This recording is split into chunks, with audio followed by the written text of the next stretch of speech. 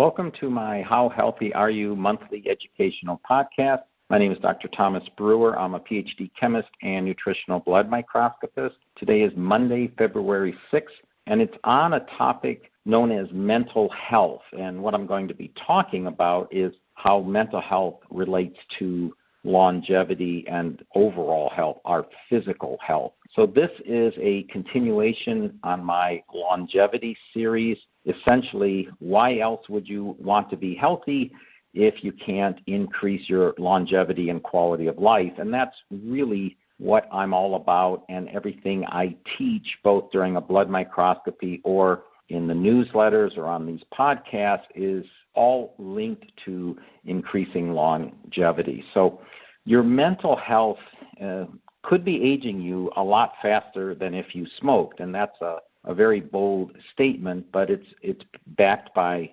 research.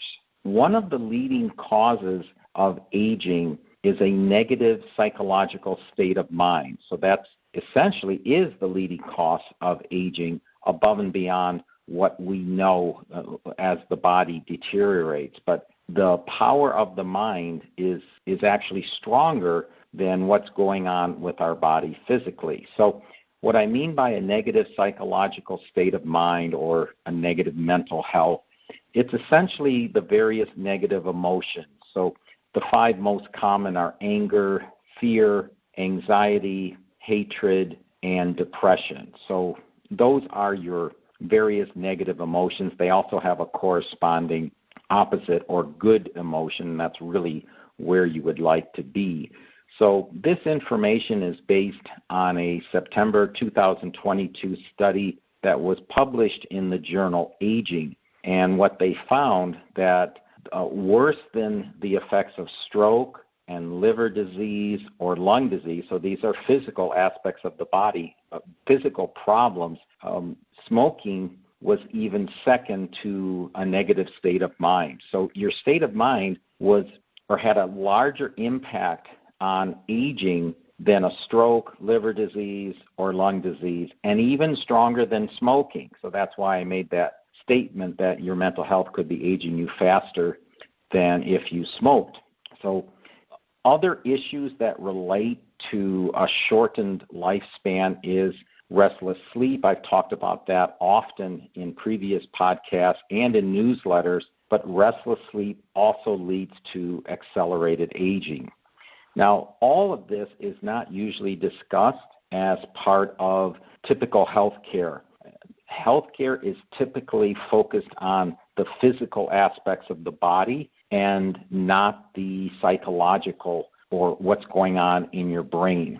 So negative psychological states increase something called your biological age. So your biological age is essentially your chronological age. That would be how many birthdays you've had. So we celebrate our chronological age every year, but we want our biological age to be lower than our chronological age. And the biological age is determined by a lot of different factors. One of them is the length of your telomeres. Another is how you live and where you live and how often you're outside. And there's a lot of pollution in your environment, and how you eat and how you exercise, etc. And also various blood markers like your cholesterol level and your blood pressure. So that all relates and combines to a term called your biological age, and different researchers will test different parts of your body to determine your biological age, and that's always changing with technology. The chronological age, that's every year. Every time the Earth passes around the sun, we'll add a year to your chronological age, and the goal here is to have our biological age lower than our chronological age. Now, what happens when we are in these negative states, these negative emotions, is we secrete stress hormones, and these stress hormones lead to oxidative damage. This can be seen physically during a blood microscopy. I'll mention something called poikilocytosis, but what it looks like is the red blood cells are puckered. In fact, they look like a bottle cap, and as this gets worse and worse, the indentations get larger and larger, and pretty soon the cell looks very mangled. But what it means is oxidative stress. often the initial stage is caused from breathing fumes or odors. So I'll mention that first to people. I'll ask them if they're breathing smoke or fumes or some sort of smell or scent.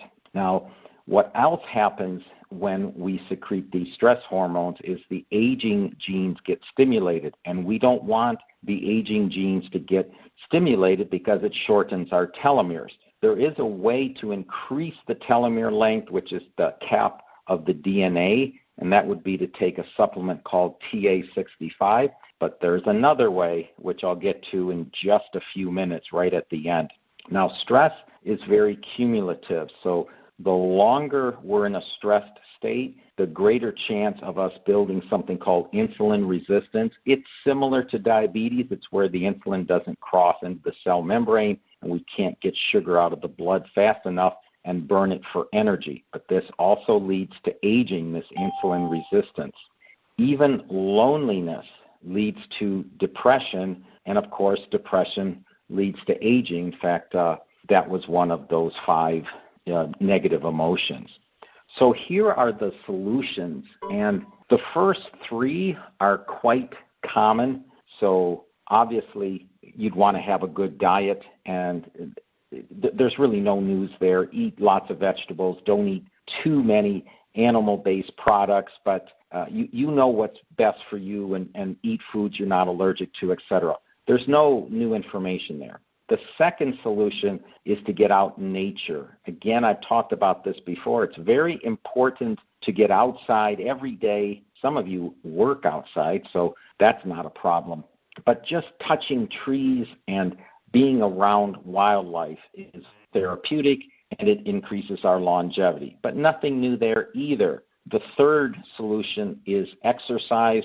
I use the word duh. Of course, we all know how important exercise is, and especially as we age, our need to exercise actually goes up. And I'm including stretching in exercise and balance movement, even massage or self-massage and cardiovascular exercise and weight-bearing exercise. So all of that's important.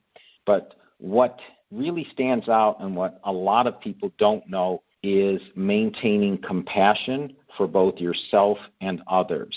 And what I mean by that is having sensitivity to suffering in others and yourself. So this is thought of as empathy. It's where you know how other people feel, but you must add another component to that, and that's a commitment to help alleviate that suffering. And you can think of it as doing good deeds. This is a very important way to reverse aging. It's a lot less expensive than buying TA65. I suggest you do both, but that empathy with a commitment to alleviate the suffering in others is very important to decreasing our biological age. So actions are better than thoughts here only. Now, that's all I have for this month's podcast. Please leave a comment, and as always, please don't keep me a secret.